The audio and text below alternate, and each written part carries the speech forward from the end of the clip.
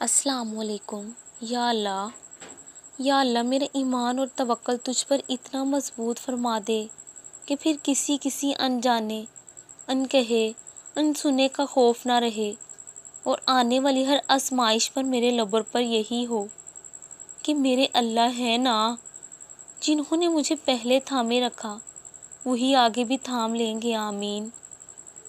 اور جب اللہ کا حکم پر آئے تو اسے قبول کرنے میں ہچکچانا مت، بلکہ مضبوطی سے تھام لینا چاہے۔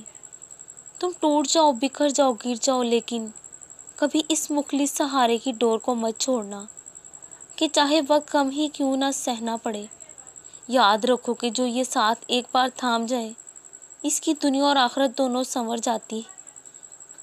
بس صبر اور نماز کا سہارا سنگ رکھو، باقی سب اس رب تعالیٰ کے حوالے کر دو کہ بے شک وہ بہترین کارساز ہے۔